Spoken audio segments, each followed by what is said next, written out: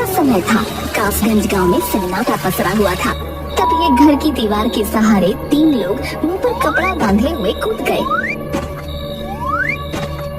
उनमें से एक व्यक्ति दूसरे व्यक्ति से बोला, और नंबर 1, और तुम्हें पता है ना और तुम्हें क्या करना है? हाँ मुझे पता है नंबर 2। उनका साथी नंबर 3 जो उन सब में उन दोनों से नाता था, गुस्से से बोला, अरे ये क्या नंबर 1 नंबर 2 लगा रखा है? चोरी करके अपना काम खत्म करते हैं। मगर उन तीनों को नहीं पता था कि उस घर का मालिक सोया नहीं था, बल्कि जागकर दरवाजे से कान लगाकर उनकी बातें सुन रहा था। घर का मालिक अपनी पत्नी से बोला, मुझे लगता है बाहर चोर है भाग्यवान। अरे तो जेम्स बॉन्ड की तरह दरवाजे पर कान रखे उनकी बातें क्यों सुन रहे हो?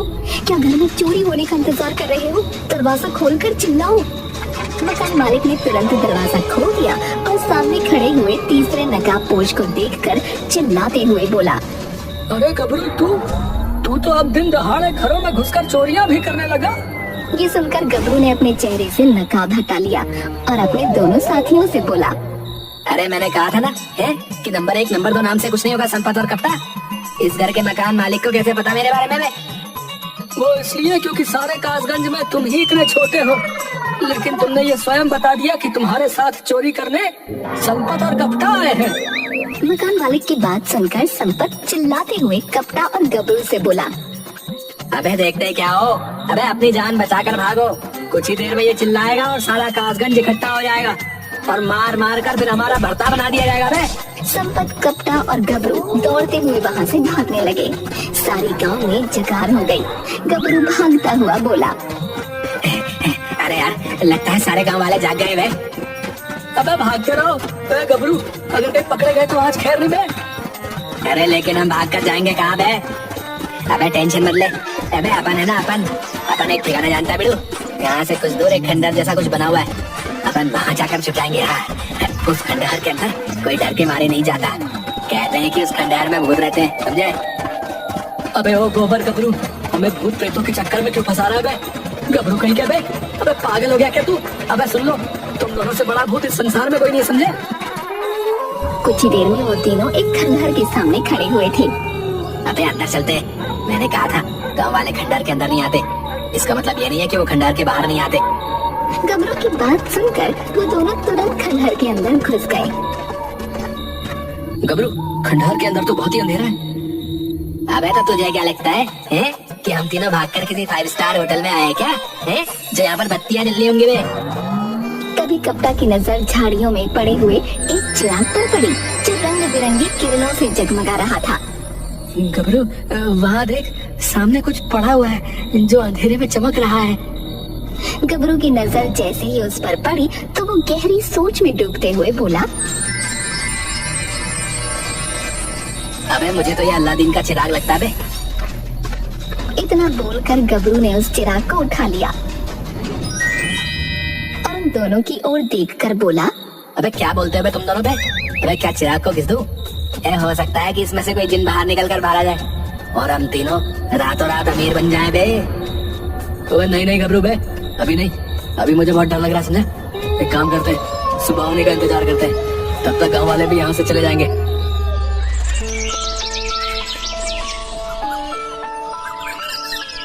अगली सुबह संपत, कपटा और गबरू खंडहर से बाहर निकल आए। अबे अब देर मत कर गबरू और जल्दी से चिराग को घिस और सस्पेंस खत्म कर। पता चले कि ये चिराग वाकई जादू है या फिर ऐसे ही कोई इसको फेंक गया है। गबरू तुरंत चिराग को घिसने लगा। अगले ही पल चिराग के अंदर से बहुत सारा धुआं निकलकर एकत्रित हो गया और धुएं ने एक बहुत ही विशाल मानव की आकृति धारण कर ली। क्या हुक्म है मेरे आका?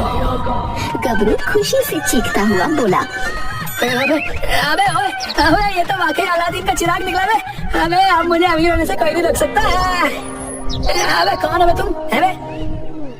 जब तुम्हें पता ही नहीं कि मैं कौन हूँ तो इतने खुश क्यों हो रहे थे आका? अरे मैं एक जिन हूँ, क्योंकि ये चिराग तुमने घिसा है इसीलिए मैं केवल तुम्हारा ही हुक्म मानूंगा और तुम्हारी 3 इच्छाएं पूरी करूंगा। अबे गबरू, अबे जल्दी से इस जिन से बहुत सारा सोना और चांदी मांग ले बे।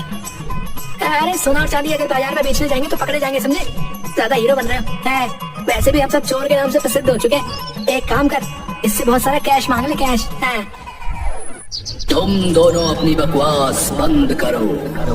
जो मेरे आका बताएंगे मैं वही करूंगा। तो ठीक है फिर। मेरी पहली इच्छा ये है चिराग के दिन कि मुझे बहुत सारा पैसा चाहिए, समझा, और एक आलीशान बहुत बड़ा महल जैसा बंगला वो भी चाहिए। और जो है सुन 4 कारें चाहिए, और कारें जो है ना वो मर्सिडीज की होनी चाहिए, समझा। गबरू की बात सुनकर जिन्न क्रोधित होकर बोला, अपनी औकात भूल गए हो आका। मुझे देखो, मैं इतना बड़ा जिन होकर हजारों सालों से इस छोटे से चिराग के अंदर रह रहा हूँ, और तुम 1.5 फुट के होकर बहुत बड़ा बंगला मांग रहे हो, ऊपर से 4 कारें भी मांग रहे हो, जबकि तुम्हारी शक्ल ये बता रही है कि तुमने अपने जीवन में साइकिल भी नहीं खरीदी। जिन्न की बात सुनकर गबरू बुरी तरह से क्रोधित हो उठा। अबे ये क्या बकवास है?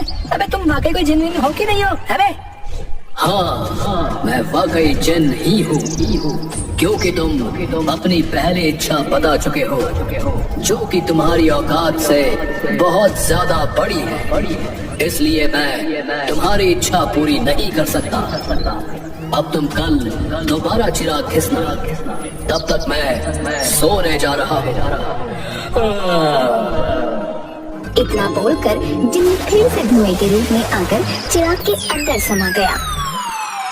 जिन्न गायब होते ही संपत गुस्से से गबरू से बोला, अबे क्या जरूरत थी बे अपनी औकात से ज्यादा मांगने की? अबे तो मुझे क्या पता था कि वो जिन मेरी इच्छा पूरी करने की बजाय मुझे मेरी औकात याद दिला देगा? अबे अब ये सब छोड़ो, अब केवल 2 ही इच्छाएं बची हैं। अब जो भी मांगना सोच समझ कर मांगना, समझे? चलो, जब तक कहीं दूसरे गांव में जाकर पेट पूजा करके आता है। चलो।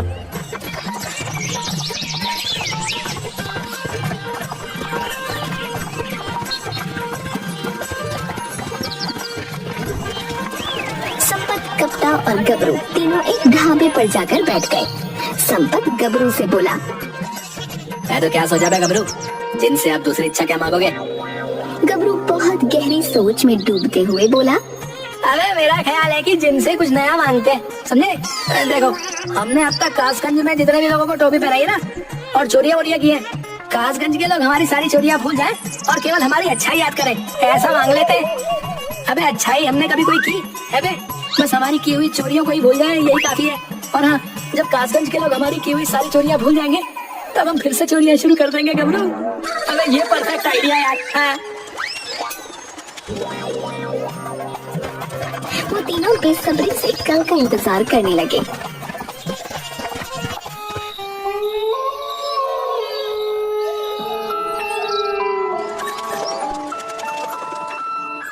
अगले दिन गबरू, संपत और कप्ता एक खेत में चले गए। गबरू चिराग को घिसने लगा। चिराग के घिसते ही जिन्न फिर से हाजिर हो गया और गबरू की ओर देखकर बोला, मेरे आका, अब केवल तुम्हारी 2 ही इच्छाएं बची हैं। अबे हाँ, मुझे पता है, समझे? देखो, मैं और मेरे ये दोनों दोस्त जो है ना, उन्होंने कासगंज में बहुत चोरियां की, समझे? और कल ही हम चोरी करते हुए रंगे हाथों पकड़े गए। तो हम जो है अब ये चाहते हैं कि हम तीनों ने अब तक कासगंज में जितनी भी उल्टी सुल्टी हरकतें की है ना, तो कासगंज के लोग वो सारी हरकतें भूल जाएं, समझे? और कल की घटना भी भूल जाएं। जैसा आपने कहा वैसा ही होगा मेरे आका। अब मुझे नींद आ रही है। इतना बोलकर जिन्न फिर से धुएं में परिवर्तित होकर चिराग के अंदर समा गया। संपत खुश होकर बोला, चलो अच्छा है, कम से कम एक इच्छा तो पूरी कर दी जिन्ने। चलो चलते हैं, कासगंज वाले अब तक सब कुछ भूल चुके होंगे। चलो।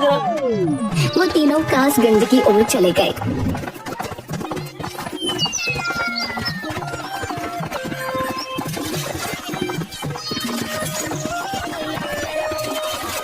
उन तीनों ने कासगंज में कदम रखा ही था कि तभी झुमरी ने दौड़ते हुए आकर गबरू के गले में हार डाल दिया और मुस्कुराती हुई बोली, अरे कासगंज के लोग तो आप तीनों का बड़ी बेसब्री से इंतजार कर रहे थे। गबरू आहिस्ता से संपत और कप्ता से बोला, अबे यार, जिन्ने तो वाकई कमाल ही कर दिया।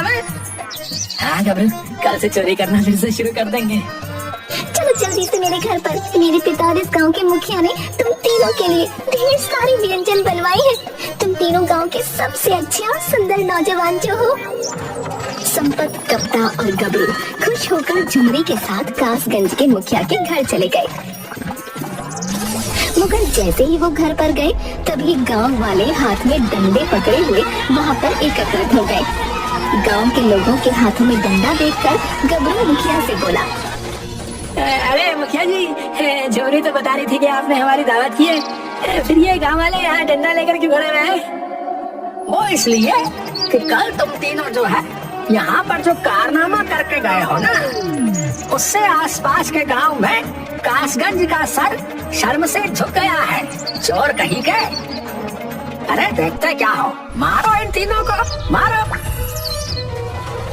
गांव वाले बुरी तरह से लाठियां डंडे लेकर तीनों के ऊपर चिपट गए। गबरू, संपत और कप्ता बड़ी मुश्किल से जान बचाकर वहां से सीधे भागते हुए जंगल की ओर आ गए।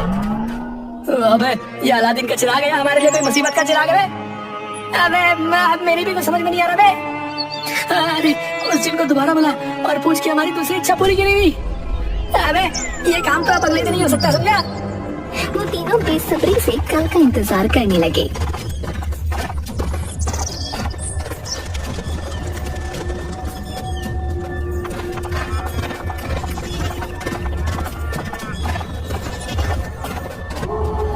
वो तीनों रात भर खेत में पड़े रहे।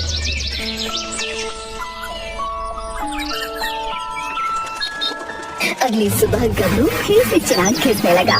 चिराग में से जिन्न हाजिर हो गया। क्या हुक्म है मेरे आका? अबे वो जिनके बच्चे, क्या लगा रखा है? क्या हुक्म है, क्या हुक्म है, क्या हुक्म है? मैं तुम्हें जो हुक्म देता हूँ, मेरे हुक्म की तामील तो बिल्कुल भी नहीं होती है बे। तुमने तो कहा था कि कासगंज के सारे लोग हम तीनों की चोरियों में भूल चुके हैं, मगर तुम जानते हो कि ऐसा कुछ भी नहीं हुआ। उल्टा हम तीनों को इतनी बुरी तरह से पीटा कि अभी तक हमारा शरीर बुरी तरह से दुख रहा है। जब आपने चिराग घिसा था मेरे आका, तब मैं सो रहा था और मैं जागने के बाद भी कुछ घंटे नींद में ही रहता हूँ।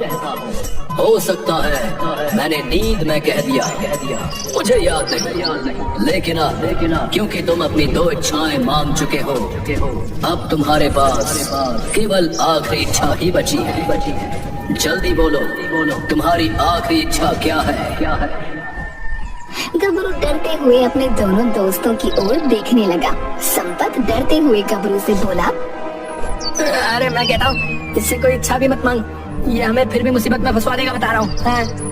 अबे चुप, एक बार इच्छा बताने में क्या अर्ज है? अबे हो सकता है कि आखिरी इच्छा ये पूरी करी दे। तभी उन तीनों के कानों में एक गांव वाले की आवाज टकराई। अरे कासगंज वालों, वो तीनों वहाँ खेतों में है, जल्दी आओ और इन सब की हालत टाइट कर दो। अबे अगर इससे कुछ मांगना है तो केवल इतना मांग ले कि ये हमें यहाँ से काफी दूर ले जाकर छोड़ दे। अगर ये गांव वाले यहाँ पहुँच गए तो इस बार तो हम पक्का जेल के लॉकअप में ही नजर आएंगे। अबे तुम बिल्कुल सही कह रहे हो। इतना बोलकर गबरू जिन्न से बोला, अबे सुन, अबे हम तीनों को कासगंज से बहुत दूर छोड़ दे, और वो भी कुछ ही सेकंड में, समझा? ताकि गांव वाले हमें ना पकड़ पाए, समझा बे? इसका मतलब मैं तुम तीनों को सही जगह पहुंचा दूं। हाँ, सही समझा बे, सही समझा, बिल्कुल सही समझा तू। अगले ही पल संपत, गबरू और कप्ता ने अपने आप को कासगंज के थाने के अंदर पाया। पुलिस इंस्पेक्टर उन तीनों को देखकर चौंकते हुए बोला, अरे मुझे तो तुम तीनों की तलाश थी। कल ही कासगंज का मुखिया तुम तीनों के खिलाफ रिपोर्ट लेकर कर गया है। कह रहा था कि तुम तीनों ने कासगंज में आतंक मचा रखा है। अब तो तुम्हें मेडल मिलना ही चाहिए भाई।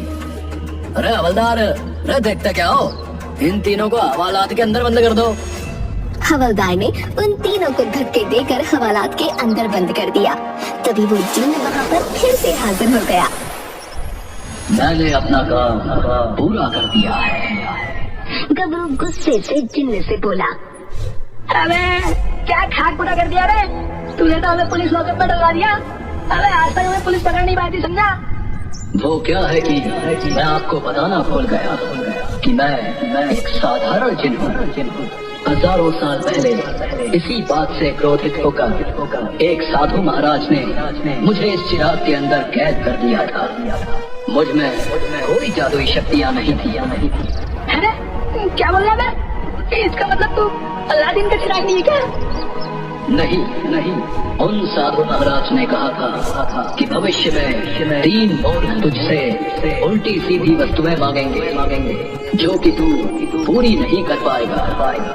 जब वो अपनी आखिरी इच्छा मांगेंगे तो तेरे आजाद होने का समय आ जाएगा।